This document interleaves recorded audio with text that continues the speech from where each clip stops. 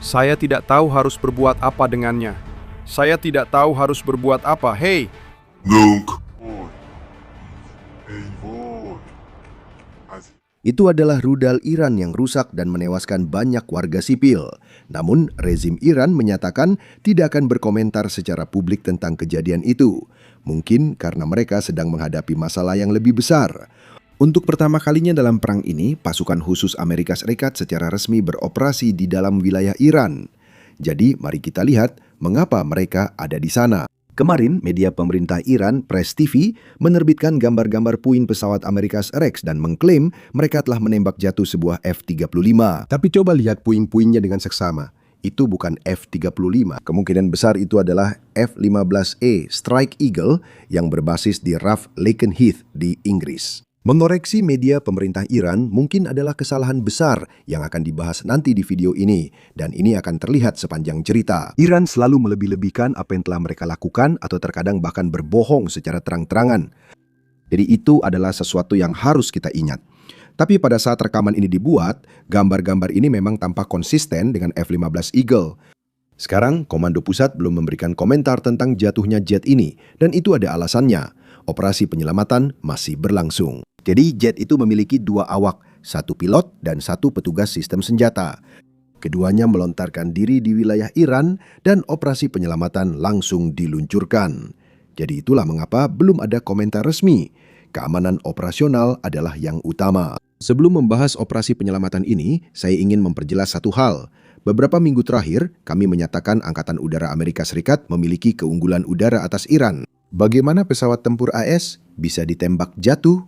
Mari kita tanya langsung ke Angkatan Udara untuk menjawabnya, karena mereka jelas lebih pintar dari saya. Ini diambil dari doktrin Angkatan Udara tentang operasi counter air yang membahas kontinum pengendalian udara. Pada dasarnya, inilah cara Angkatan Udara mendefinisikan pengendalian udara selama operasi tempur atau bahkan perang. Tingkat pertama adalah paritas udara. Tidak ada pihak yang menguasai langit. Kedua pihak menjalankan misi, operasi, dan saling berusaha menghentikan. Perlu dijelaskan, paritas udara bukan berarti tanpa operasi udara, melainkan kedua pihak bisa memakai wilayah udara. Tingkat kedua adalah superioritas udara, di mana satu pihak dapat melakukan operasi tanpa gangguan besar dari pihak lain. Itu kata-kata persis dari Angkatan Udara, dan ada alasannya. Penguasaan udara yang baik tetap tidak bebas risiko. Masih ada risiko, tetapi musuh tidak memiliki kendali yang sebanding dengan yang dimiliki Angkatan Udara Amerika Serikat. Inilah yang selama ini diklaim oleh ARS Rekat, superioritas udara, terutama di koridor menuju Teheran dan kembali. Mereka tidak pernah mengklaim supremasi udara, di mana musuh sama sekali tidak mengganggu. Bahkan, baru 4 hari yang lalu, jadi 2 hari sebelum F-15 ditembak jatuh, Jenderal Dan Keim sendiri mengonfirmasi bahwa AS memiliki superioritas udara dan itu semakin meningkat. Dia tidak menggunakan kata supremasi. Silakan dengarkan. mencari fasilitas jauh di dalam wilayah Iran. Dan selama 30 hari terakhir, kami telah menyerang lebih dari 11.000 target. Dengan meningkatnya superioritas udara, kami berhasil mulai melaksanakan misi B-52 pertama di atas daratan, yang memungkinkan kami, seperti yang sudah kami katakan sebelumnya, untuk terus menguasai musuh. Dan seperti yang dibicarakan oleh Sekretaris, beralih ke semakin banyak target dinamis, yakni menyerang target bergerak di seluruh area pertempuran. Jadi setelah jet itu jatuh, banyak orang mengklaim bahwa militer Amerika Serikat berbohong. Tapi kenyataannya mereka tidak berbohong. Banyak orang, termasuk saya, sering salah paham dengan istilah militer.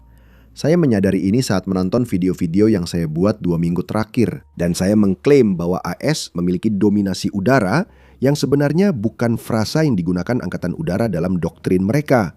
Dan saya baru saja membaca doktrinnya pagi ini. Jadi bahkan saya sendiri, saya tidak cukup tepat dalam menjelaskan apa yang sebenarnya terjadi.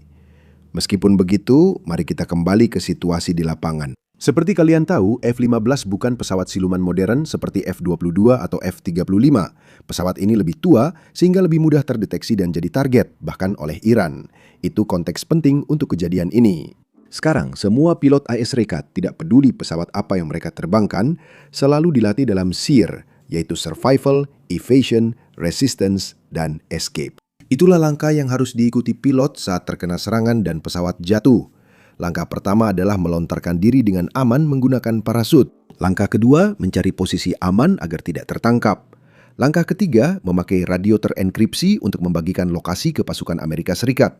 Saat itulah pasukan AS berupaya keras meluncurkan operasi penyelamatan dan melakukan segala cara untuk membawa kembali pilot yang terjun di wilayah musuh. Sekarang kita tahu dari sumber Israel yang berbicara kepada media Israel bahwa baik pilot maupun perwira sistem persenjataan telah mengirimkan lokasi mereka melalui perangkat terenkripsi. Dan itu penting jika ini benar.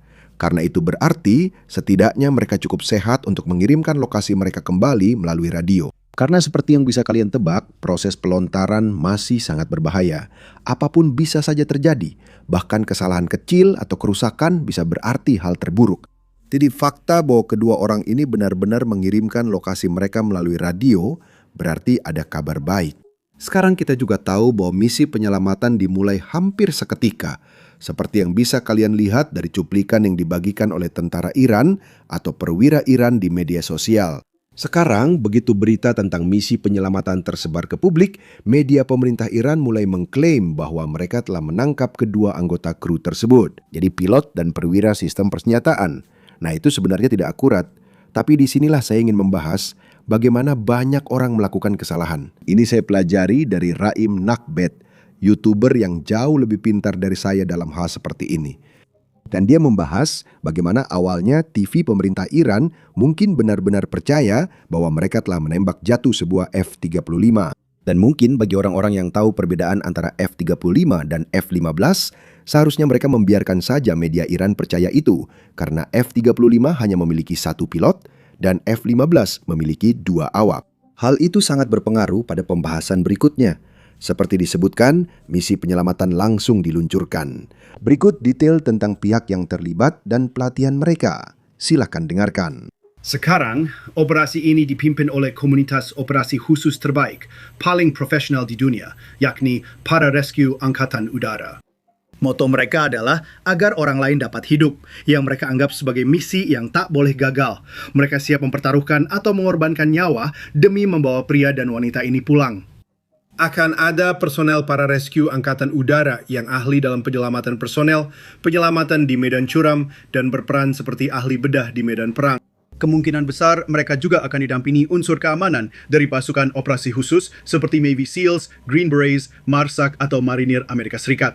Jadi mereka berburu, mencari dengan penuh semangat, dedikasi, dan ketekunan untuk mengidentifikasi lokasi perwira sistem tempur ini dan membawa dia kembali ke tempat yang aman secepat mungkin.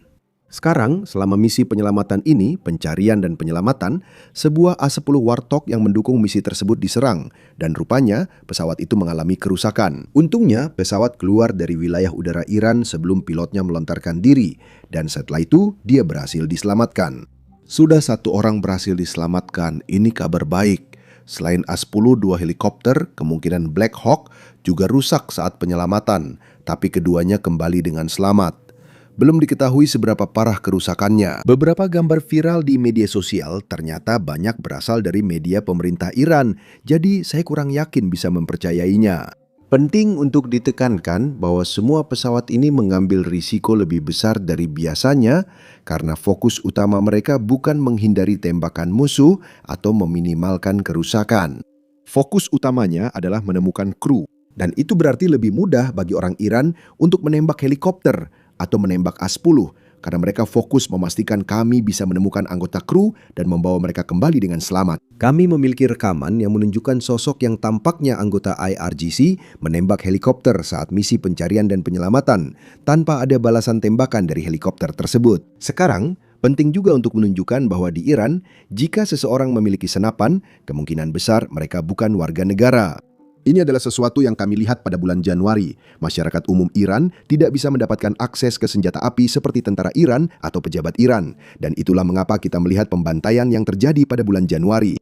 Itu berarti jika Anda melihat klip apapun dengan seseorang yang memegang pistol atau senapan, itu berarti mereka bekerja untuk IRGC atau mungkin cabang lain dari rezim Iran. Berikut adalah klip anggota IRGC menembak ke helikopter, namun helikopternya mengabaikan tembakan itu. Silakan lihat, dan sebagai pengingat cepat sebelum itu, jangan lupa tekan tombol like dan subscribe di bawah ini. Itu benar-benar membantu kami dalam algoritma. Dan berikut adalah klipnya. Dokter yang dipanggil kembali. Apa yang harus dilakukan padanya? Tidak tahu harus berbuat apa padanya. Aku tidak tahu harus berbuat apa dengannya. Jika helikopter itu menyerang, mereka cukup kuat untuk menghabisi orang di tempat terbuka yang hanya bersenapan. Tidak ada tempat bersembunyi jika helikopter membalas. Untungnya, tak lama setelah klip-klip itu muncul, kami menerima kabar baik dari pejabat Israel dan Amerika Serikat. Salah satu kru, kemungkinan besar pilot, berhasil diselamatkan. Meski kami belum 100% yakin ini benar-benar kabar sangat baik. Ini membingungkan banyak orang, karena kita mengira pilot dan kru kedua ada di dekat situ. Lalu bagaimana mungkin hanya satu orang yang bisa diselamatkan? Berikut detail lebih lanjut tentang kemungkinan yang terjadi. Mereka bisa terpisah saat turun ke tanah atau karena alasan lain. Silakan dengarkan. Salah satunya adalah pembahasan tentang para pilot yang mendarat bersama. Dalam operasi parasut, banyak variabel yang memengaruhi. Dan kalau kita kembali ke tahun 1995, Scott O'Grady di Bosnia, dia sebenarnya menarik tuas override, membuka parasutnya di ketinggian yang terlalu tinggi, yang kemudian terpengaruh oleh angin. Itu juga membuat jejak yang sangat mencolok, yang mudah dilihat musuh. Jadi, jika ada perbedaan ketinggian antara pembukaan parasut-parasut ini, mereka akan terpengaruh oleh angin, yang bisa mendorong mereka ke arah yang berbeda dan menciptakan jarak. Itu belum memperhitungkan geografi, medan. Mereka mungkin mendarat di sisi berlawanan dari bentang alam yang besar, lalu bergerak ke arah berbeda. Terkait keluarga dan waktu pemberitahuan, saya belum bisa memastikan kapan, tapi dapat menjelaskan alasan mereka belum diberitahu. Anda tidak ingin keluarga John Doe diberitahu di Omaha, Nebraska, lalu tiba-tiba afiliasi lokal meliput berita baru dan mengungkapkan identitas pilot atau perwira sistem senjata yang masih berada di lapangan. Anda tidak ingin mereka membocorkan identitas itu. Jadi, kami ingin membatasi informasi untuk memastikan bahwa kami melindungi identitas individu-individu yang saat ini dianggap sebagai personel yang terisolasi.